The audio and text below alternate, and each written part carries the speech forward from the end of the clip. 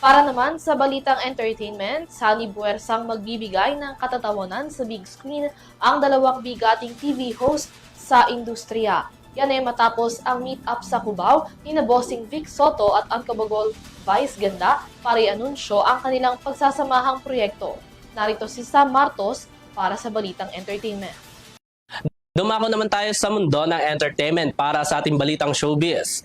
Doble ang saya dahil magsasama ang dalawang pinakamalaking star sa big screen. Pagdating sa comedy, walang iba kundi ang unkabogable star na si Vice Ganda at actor-host na si Vic Soto para sa The Greatest Showdown.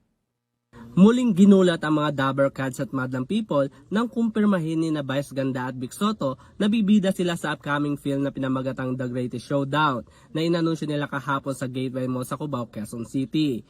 Ngunit bago pa man ang anunsyo nilang dalawa, matatandang si Vice Ganda ay panandalang binati nito ang veteran actor na si Vic Soto sa telebisyon sa noontime show na It's Showtime, ganun din naman si Soto sa noontime show na It Bulaga. Hi guys, may mapatiin lang ako. Sino? Yung idol ko. Sino? Hi, Bossing Vic. Hi, Hi, Bossing. I love you. Bumati sa akin kanina babatiin ko rin siya ngayon. What's up, guys? Mag-uusap tayo, ha? Sa social media post naman ng Star Cinema, ibinahagi na nila ang official poster ng nalalapit na pelikula ng dalawa na tiyak na magbibigay ng kasiyahan sa mga manonood. Dahil mapapanood nyo kami magkasama sa isang pelikula!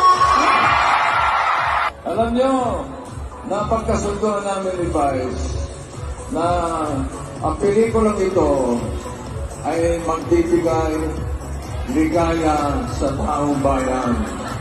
Alam niyo naman, ang ating bansa ngayon dumadaan sa mga pagsubok. Kaya kailangan natin bumiti. Kailangan natin gumanda ang ating mga aura. Ang pelikulang The Greatest Showdown ay isang collaboration sa pagitan ng ABS-CBN Studios, Star Cinema, The Ideoverse Company, MSET Production at APT Entertainment, kung saan ito ay didirect ni June Robles Lana na siya ring nagdirect at nagsulat para sa naunang pelikula ni Vice na Call Me Mother at And the Breadwinner Is. Samantala sa ngayon wala pang inilalabas na eksaktong petsa kung kailan ito maipapalabas sa mga sinihan, ngunit sinisigurado nila na mapapanood ito ngayong taon. At yan ang ating balitang entertainment. Muli ako si Sam Martos.